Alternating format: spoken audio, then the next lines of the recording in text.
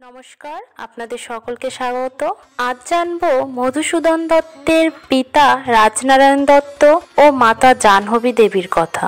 জাহ্নবী দেবীর জীবন দশাতেই রাজনারায়ণ দত্ত আরও 3 বার বিয়ে করেছিলেন। তবে জাহ্নবী দেবীর প্রতি তার ছিল বিশেষ অনুরাগ। মধুসূদনের বিমাতাদের মধ্যে প্রথম জনের নাম শিবসুন্দরী, দ্বিতীয় জনের নাম প্রসন্নময়ী এবং তৃতীয় জন হলেন হরকামিনী। মধুসূদনের মা জাহ্নবী দেবী ও শিবসুন্দরী স্বামীর জীবনদশাতেই মারা যান।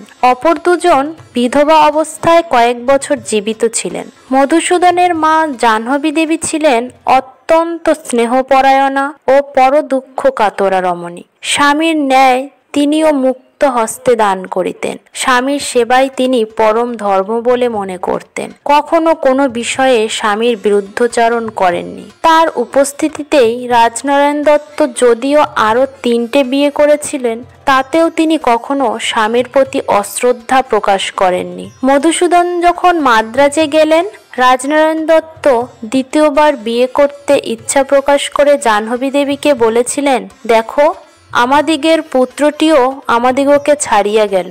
তোমার আর সন্তান হবার আশা নাই। আমাদের জলপিণ্ডের উপায় কি হইবে? জাহ্নবী দেবী শুনে অম্লান মুখে বলেছিলেন, তুমি পুনরায় বিবাহ করো। তোমার মঙ্গলই আমার মঙ্গল। যদি তোমার পুত্র জন্মে, তুমিও স্বর্গলাভের অধিকারী হইবে, আমিও হইব।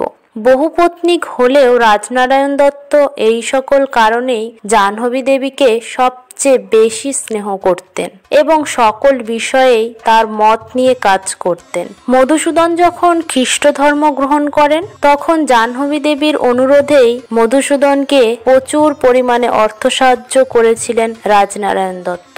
রাজনারায়ণ সাগরদাড়ির বাড়িতে থাকাকালীন তৃতীয়বার বিয়ে করেন। জাহ্নবী দেবী সে সময় কলিকাতায় ছিলেন। বিয়ের পর তিনি জাহ্নবী দেবীকে এই মর্মে একটি চিঠি লিখেছিলেন। বিয়ের পর তিনি জাহ্নবী দেবীকে একটি চিঠিতে লেখেন, আমি যে কুকার্য করিয়াছি তাহা তুমি শুনিয়াছ। যদি ইহাতে আমার ওপর অসন্তুষ্ট হও, তবে আমার জীবন পরিত্যাগ করাই শ্রেয়। পৃথিবীতে 2টা মাত্র লোকের নিকট আন্তরিক ভালোবাসা পাওয়া যায়, এক জননী, অপর সহধর্মিণী। আমার জননী স্বর্গে গিয়াছেন। কেবল তোমার জন্যই আমি সংসার শ্রমে রহিয়াছি। যখন শুনিব তোমার ভালোবাসায় আমি বঞ্চিত হইয়াছি, তখনই এ সংসার ত্যাগ করিব।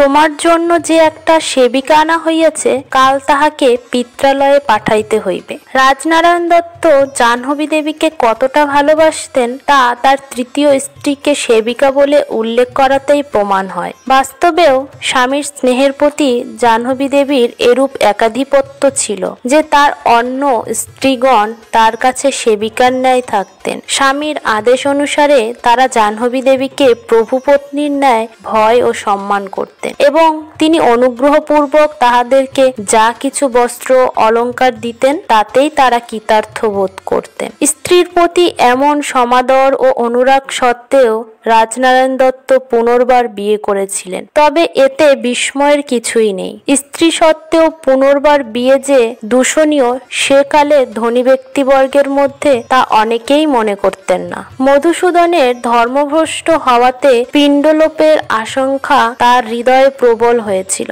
এই সকল কারণেই তিনি জাহ্নবী দেবীর প্রতি এত স্নেহ ও সমাদর থাকা সত্ত্বেও পুনর্বার একাধিক বিয়ে করেছিলেন। আপনাদের অসংখ্য ধন্যবাদ সম্পূর্ণ ভিডিওটি দেখার জন্য। ভিডিওটি সম্পর্কে কোনো মতামত থাকলে অবশ্যই নিচে কমেন্ট করে জানান। ভিডিওটি ভালো লাগলে একটি লাইক করে বন্ধুদের সাথে শেয়ার করুন। চ্যানেলটি সাবস্ক্রাইব করে রাখুন নতুন ভিডিও সহজেই পাওয়ার জন্য।